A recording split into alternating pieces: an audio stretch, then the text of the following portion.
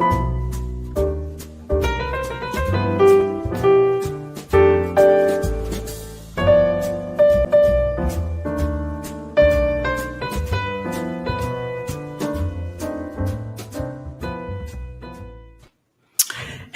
traders, Raghee here. Welcome to another episode of Charts and Coffee. Happy Wednesday, everybody. Hope everyone's morning is off to a good start. So what do we have going on here today? We have the aftermath of Janet Yellen's interview with The Atlantic, and we saw the way the markets responded to just sort of an offhand comment, which she walked back, an offhand comment about rates and the economy heating up. And somebody emailed me, and it was a really astute observation. So thanks for the emails. They're great ways to interact with y'all. And he said, well, how come the bonds didn't move? And I think a lot of this has to do with headlines, algos, initial perceptions of what, say, a soundbite might mean. Yes, gang, we're in the land of the equity markets moving on sound bites, but the underlying reason for her comment could have been any number of things. I don't know. Maybe she had shorts to cover, but I'm just kidding. But who knows, right? And we take each sentence that these folks say. This is a former head of the Fed, right? And I think the markets can take these things very out of context and sometimes move in the weirdest ways. Why did I feel comfortable fading this yesterday? Because bonds didn't move. The heart of the issue wasn't at work at all. It was just sort of this knee-jerk reaction that we saw in only equities. So those are things that, we want to know what those knock-on effects are. And if the first real domino doesn't fall, but other ones are, we know this kind of may be a fake move, if that makes sense. So anyway, with that being said, let's go ahead and jump into our questions. Thanks as always for them. ARK, it's funny. I was looking at ARK-G because that's where most of my attention is right now. The ARKs are, well, right now, it's an interesting place. Now is the time, it's an interesting place in terms of these pullbacks to the 200 exponential moving averages. You'll notice that is what the white dots are on my chart. So I like RK. I'm also looking at, ARK-G. So yeah, I love where your head's at. Let's pick these things up when they're moving lower. As the old saying goes, Wall Street's the only place they seem to throw a sale and nobody comes. And yes, you don't want to buy just anything on sale. You want to buy the things that still have good quality, but are on sale. And I have a hard time wanting to bet against ARK. I'm a little bit more interested in ARK-G. I really don't want all the exposure to Tesla that ARK seems pretty content on having sort of a lot of. I think ARK-G is a little bit more interesting to me, but ARK-K is definitely at a really good level. Selling some puts. I would not, I think, Alex, we're on the same side of that. Absolutely. Yeah, we're definitely on the same side of that conversation. I would not bet against Cathie Wood, but let's also keep in mind just the disproportionate amount of Tesla they have, because when you look at, and we could do a breakout session sometime on ARK and the way that their 5 disruptive sort of technologies sort of Venn diagram overlap, and it sort of brings us to why certain names are in focus. So always remember, whenever you're looking at ARK, that's not a trading conversation at all. It's really, unless you're just trading movement, which is fine. But when you're talking about ARK, in fairness to what they're doing over there, everything they have is a minimum of a 5-year hold time. I mean, they have a very long time horizon. So good stuff. Thank you for the question. Hey there, Prabish. What do I think about KRE? I like KRE even better than IWM. Big fan of financials, gang. When we take a look at what's happening in this current environment, financials are going to benefit. They are benefiting, and they are going to continue to benefit. We have a longer-term XLF position in the Sector Secrets Mastery. For those of you that may not be aware, you can check that out at simplertrading.com/sector. And Yeah, so KRE is definitely part of that narrative. I mean, no doubt. I like the KRE narrative. I like the XLF narrative. And KRE, again, I mentioned that in the same breath with IWM because I would prefer being long the regional banks than small cap right now. But they are in many ways tethered.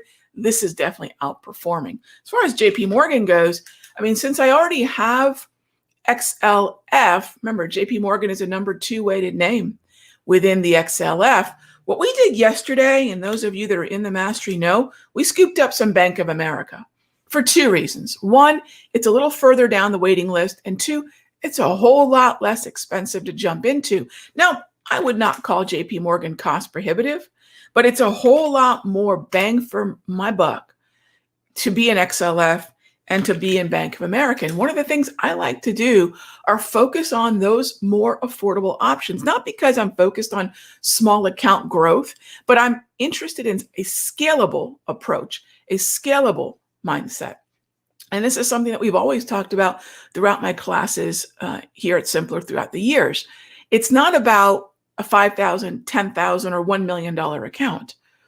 It's about, can I get into a liquid name, scaling at different levels so that, say in Bank of America, I can have a position. I can afford to have a position perhaps of 10, 20, 30, 40 options. That's not always realistic in higher priced options. For example, I got a lot of questions about Amazon yesterday. And I said, you know what? Let's take a look at XLY, 25% Amazon, but a whole heck of a lot more scalable mindset, scalable entries. We scale in, we scale out. And typically what I'm looking for are 3 different levels within a wider zone to build a position. I don't think levels turn on a dime. So that being said, JP Morgan, I like it. It's definitely tethered to a narrative I already like, but why would I not look at JP Morgan? It's kind of going back to that scalable mindset. Is it a relative outperformer? I think there's a lot within the XLF that looks just gorgeous. So I like where your head's at. All I'm saying is what I'll do is I'll look at names that will be for folks a little bit easier to grab multiple contracts of without necessarily having to go the route of a call vertical or a put credit spread. All right. So thanks for the question. Good stuff. Next up is, let's see. Good morning. Good morning. Lots of good mornings. Absolutely. Okay, got a list here. Lakshmi, yeah, that list ain't gonna happen, but I'm happy to, pick one, and I'm happy to go through one. I'll just grab the first one, ACAD. Okay, ACAD. Let's take a look at ACAD. I appreciate the question. Let's just keep it to a couple symbols. So do I like ACAD? I don't. It's a double red. If you're looking for a zone, however, to buy, what's interesting about where this double red market has gone down to is 1, it's at a very narrow range. 2, it's operating in pretty decent normal volume. And 3, it's sitting at $20.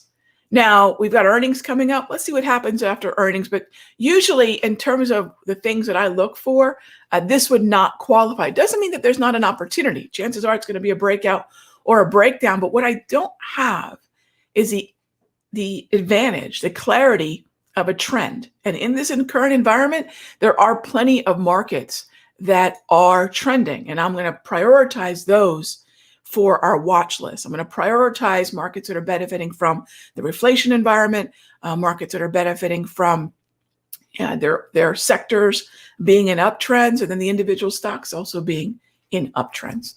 All right, so thank you for that. Dollar holding strong. Should roll over and resume its trend? Depends on where, Nikolai, depends on where. So the thing that a lot of traders will do is they'll look at the dollar. I'll be honest, I could care less what the dollar index basket is doing. This is what a lot of currency traders or new currency traders, not what your question is, but I'm just saying out there in traderdom, a lot of new currency traders or sort of uninformed currency traders will look at dollar index. Never care what the dollar index is doing, not really. What you want to do is look at the dollar specifically against other currencies. These are matchups, gang.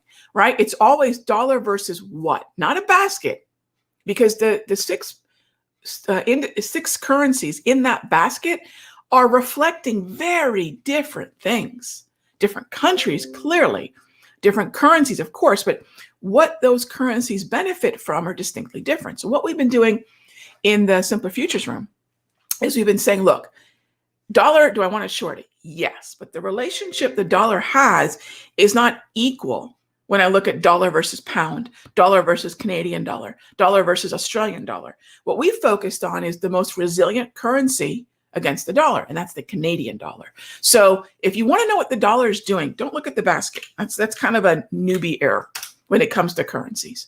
Look at the euro. This is an absolute negative or inverse correlation.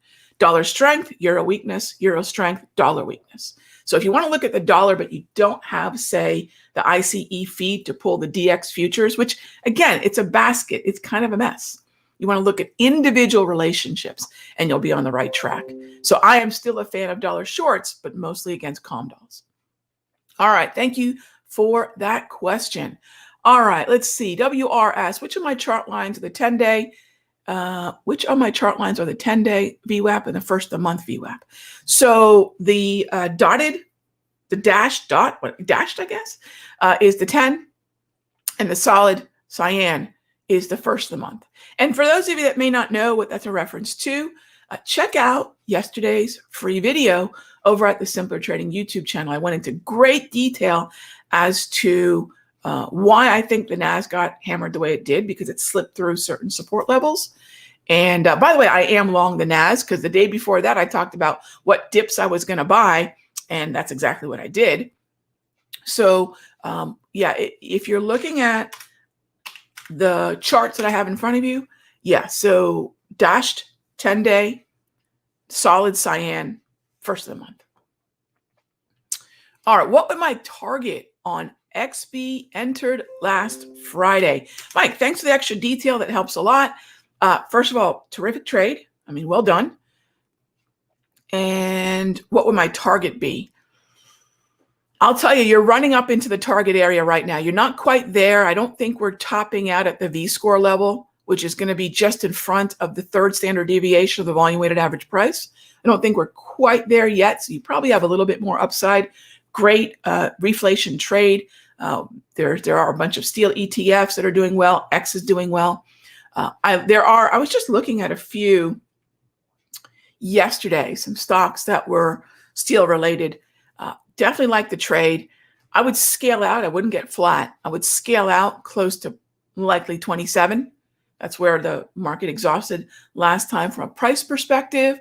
From the perspective of volume and V-score, I would say you probably cleared at nearly the third standard deviation. Yeah, so great trade. Great trade. All right, next up is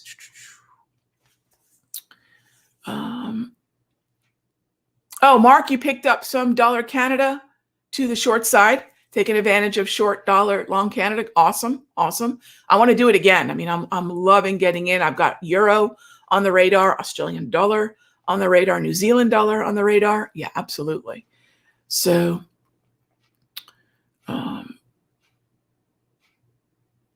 what's the main difference between the rooms? Oh, okay. So Peter, if you want to look at the futures room as sort of a futures mastery, in the futures room, I share with you guys my futures day trading and my futures trading. So in the premium videos, I share all my swing entries, corn. What are some of those swing entries? Corn, beans, crude oil, gas. We're in bonds right now. So I share the longer term swings.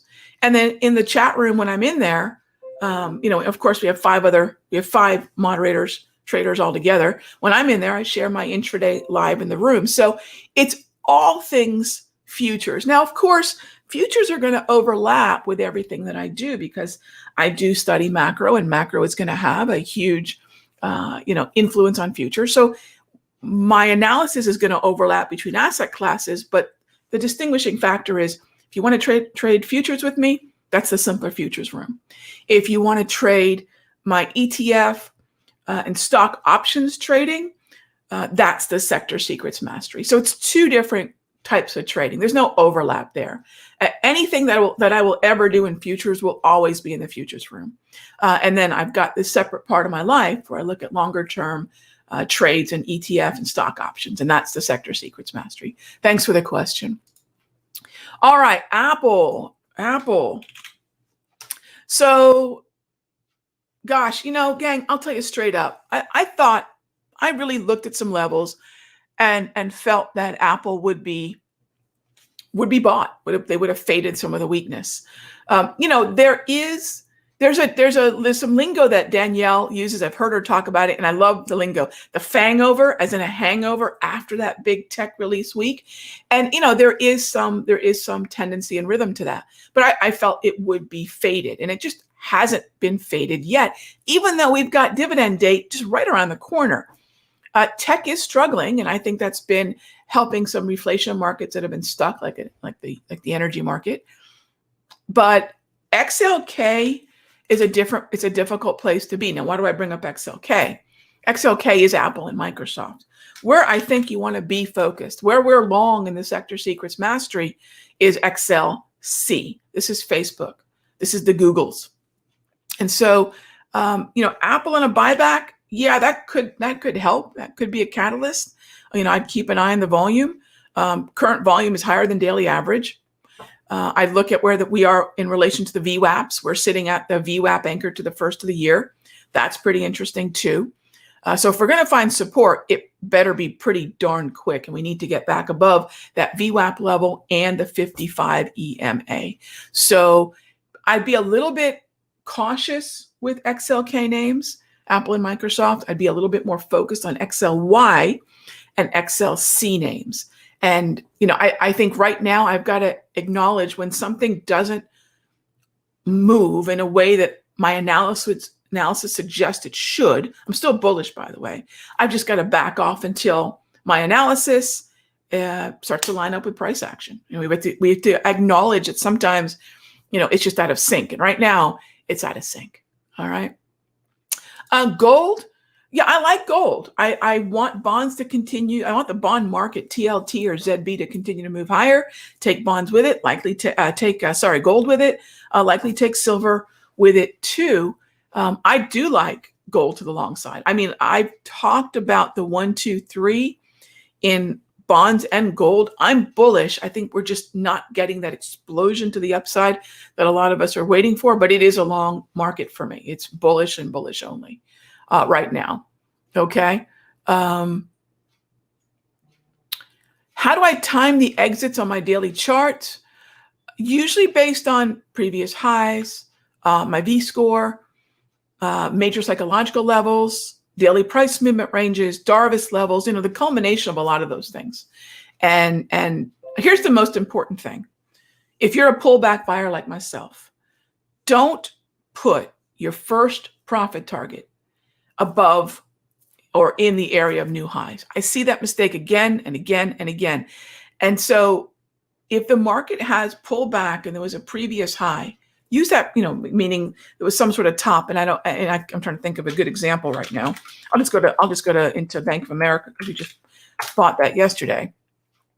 So I know that I really shouldn't expect the market. I'm going to assume the market's going to get stuck around 41, 41.20. It probably won't. But here's the truth, gang.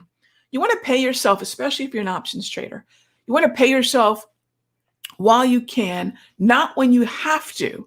Now, a lot of you might know the sort of simpler jargon for that, our lingo, and it's an old British saying, and it's feed the ducks while they're quacking. And it's kind of shortened into feed the ducks, which is true. But the second half of that statement, I think, is the most important part, which is you feed the ducks while they're quacking. You take advantage of the momentum while it's happening. You be proactive about it. And so with that being said, there's a good reason that that's a very popular statement, because it's true. It's a very popular thing. And so for me, the quacking is that momentum. And for me also, pay myself while I can, not when I have to, also demands that I don't expect the market to make a brand new high for little old me, that I'm proactive about paying myself in a zone where we've topped out before. And then my second target gets to be incredibly ambitious, Don't make your first target ambitious. It's going to hurt you in the long run. All right. So gang, I've got to wrap up. I'm jumping into the Sector Secrets Mastery right now for our weekly get together. We get together every week for Q&A for about an hour. We review the current trades and watch lists. And then once a month, we get together for our big multi-hour live trading session. So if you're in the Sector Secrets Mastery, I'll see you in the room in just a few seconds. Everyone else, have a great day wherever you're heading next. Keep an eye on what I think is going to continue to be probably a pretty strong market. Okay, gang? I'll see you all tomorrow, same time, same station. Be good to each other.